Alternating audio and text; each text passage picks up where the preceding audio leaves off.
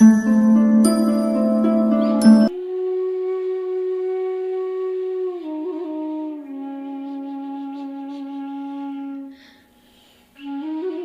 मुस्कुरा रहा है उसे दर्द ने पाला होगा, जो चल रहा है उसके पाँव में छाला होगा। बिना संघर्ष से इंसान चमक नहीं सकते, जो जलेगा उसी दिए में उजाला होगा। संघर्षથી શા માટે બચવું જોઈએ? સંઘર્ષ જ જીવનનો આત્મા છે। જેટલો કઠિન સંઘર્ષ હશે તેટલો જ શાનદાર જીત હશે। એક વખત એક ખેડૂત ભગવાનથી વધારે ગુસ્સે થઈ ગયા। ખેડૂત ખૂબ જ મહેનતુ હતા। ખૂબ જ મહેનતથી તે ખેતરમાં અનાજ ઉગાડતા હતા। તેની સાર સંભાળ રાખતા વારંવાર તેનો પાક નિષ્ફળ થઈ જતો। ક્યારેક વધારે વરસાદ થતો તો ક્યારેક દુષ્કાળ પડી જતો, ક્યારેક વધારે તડકો, ક્યારેક વાવાઝોડું, આવું કંઈ ને કંઈક કારણ બની જતું અને તેનો પાક નિષ્ફળ બની જતો। એક વખત ખેડૂતે ગુસ્સાથી આકાશની બાજુ જોઈને ભગવાનને કહ્યું, હે ભગવાન, તમને બધા સર્વજ્ઞાની માને છે, બધા જાણે છે કે તમે બધું જ જાણો છો। લોકો કહે છે કે તમારી ઈચ્છા વિના પાંદડું પણ હલતું નથી, પરંતુ મને તો લાગે છે કે તમને નાનામાં નાની વાત પણ ખબર નથી। તમને તો તે પણ ખબર નથી કે ખેતીવાડી કેવી રીતે કરાય। જો તમે જાણતા હોત તો અસમય પૂર, વાવાઝોડું, દુષ્કાળ ક્યારેય ન આવે। તમે નથી જાણતા કે ખેડૂતને કેટલું નુકસાન થાય છે આનાથી। જો તમે મારા હાથમાં એવી શક્તિ આપી દો કે મારી જેવી ઈચ્છા હોય તેવી ઋતુ કરી દઉં, પછી તમે જોજો કે હું અનાજના કોઠાર ભરી દઉં છું કે નહીં।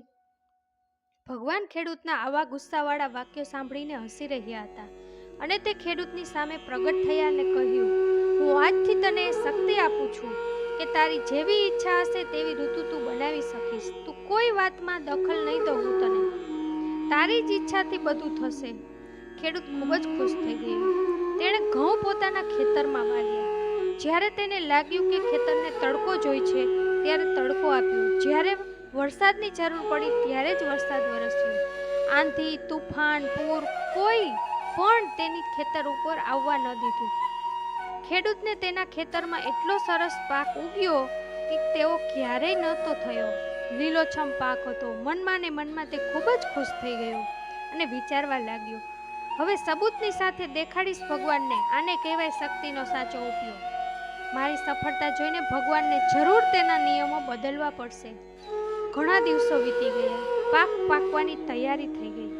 ખેડૂત ઘણા ઉત્સાહથી પાક કાપવા લાગ્યો।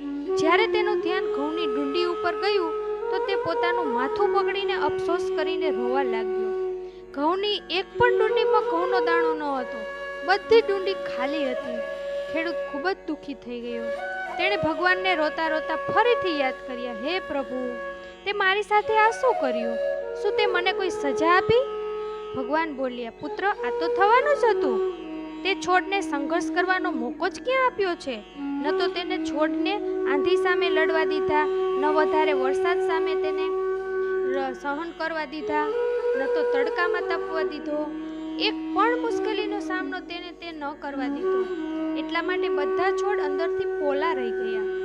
જ્યારે આંધી, તુફાન, વધારે વરસાદ, તડકો પડે છે ત્યારે તે છોડ પોતાના અસ્તિત્વને બચાવવા માટે સંઘર્ષ કરતા। તેવા સંઘર્ષથી એક શક્તિ ઉત્પન્ન થાય છે। તે જ શક્તિ તારા ઘઉંની ડુંડીમાં ઉગી હોત જે ન ઉગી, તે તેણે કઠિન પરિસ્થિતિમાંથી પસાર જ થવા ન દીધા જ્યાં તેના અસ્તિત્વનો જન્મ થતો। બધી ડુંડીઓ એટલા માટે ખાલી છે, તે ઘઉંના છોડને સંઘર્ષ કરવા જ દીધો નહીં, તેથી તે ખાલી છે।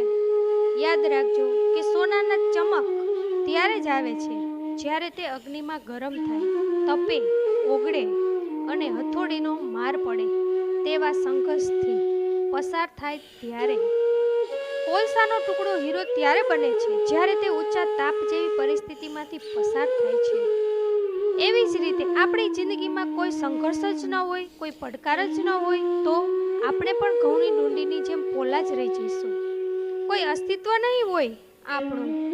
પરિસ્થિતિ, વિપરીત, પડકાર, સમસ્યાઓ, આ જ બધું આપણે વધારે વિકાસ કરવા માટે ઉપયોગી છે। જો જીવનમાં વધારે મુશ્કેલ સમસ્યા આવે, પડકાર આવે તો ગભરાવું નહીં, પરંતુ સામનો કરવો। વિશ્વાસ રાખજો કે તમે વધારે વિકાસ કરશો અને વધારે મજબૂત બની જશો। કોઈએ કેટલું સરસ કહ્યું છે કે जिंदगी जीना आसान नहीं होता, बिना संघर्ष कोई महान नहीं होता। जब तक न पड़े हथौड़े की चोट, तब तक पत्थर भी भगवान नहीं होता। ફરીથી મળીશું મિત્રો આવતા વિડીયોમાં. ત્યાં સુધી તમારું ધ્યાન રાખજો, હસતા રહેજો અને હંમેશા ખુશ રહેજો.